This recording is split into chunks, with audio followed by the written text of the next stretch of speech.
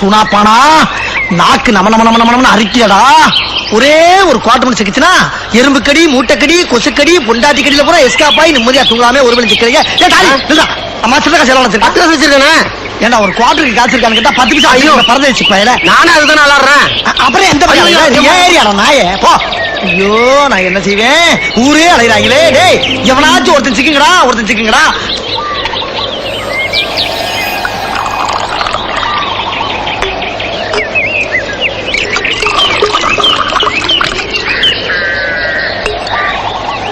சாந்தி ஒன்னு உயிருக்கு உயிராக காதலிச்சேன்.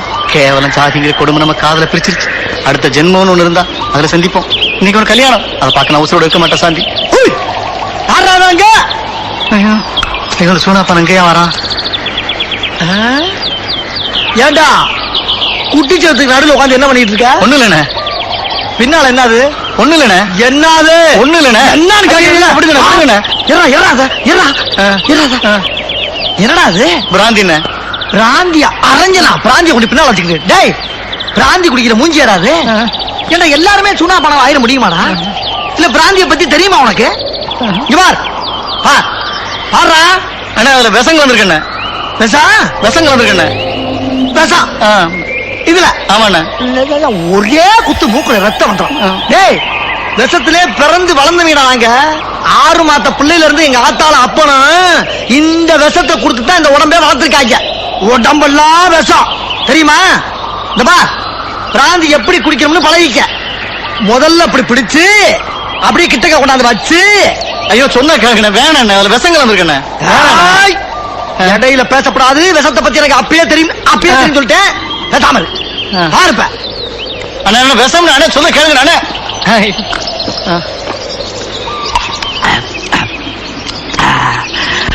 இது எப்படி? டேய் அம்பி, சூனாப்பானா மாதிரி ஒரே தம்ல உறிஞ்சி இழுக்கிறதுக்கு இந்த உலகத்துல ஒருத்தன் பிறந்து வரணும்.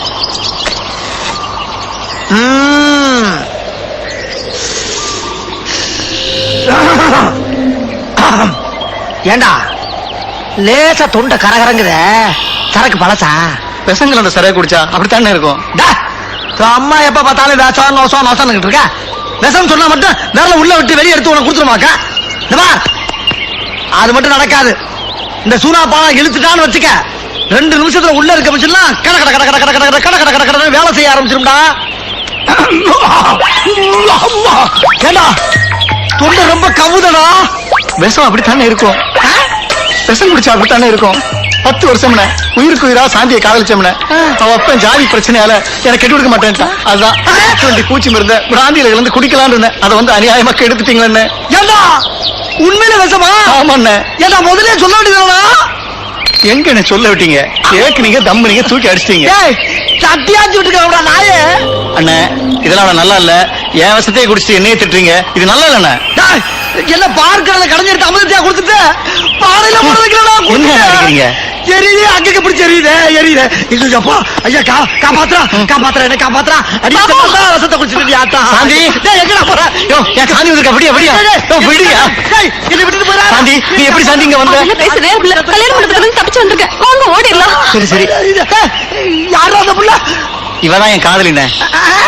காதலியா? இவளுக்காக தான் விஷம் குடிக்கிறேன். அதை வாங்கி நீங்க குடிச்சிட்டீங்கண்ணே. ஐயோ காப்பாத்துறா என்னையா? சாந்தி இந்த குடிகார மகன் தான் நம்மளை காப்பாத்தினாரு. முதல்ல இவற்றை ஆசீர்வாதம் வாங்கிக்கமா. ஏடா ஆசீர்வாதம் வாங்குற நேரம் பாடாது. முதல்ல என்ன ஆஸ்பத்திரிக்கு தூக்கி போடலாம் சார். ஊரே திறன்களை அடிக்க வந்துட்டு இருக்காங்க. அடுத்த ஜென்மம்னு ஒண்ணு இருந்தா அதுல சந்திப்போம்.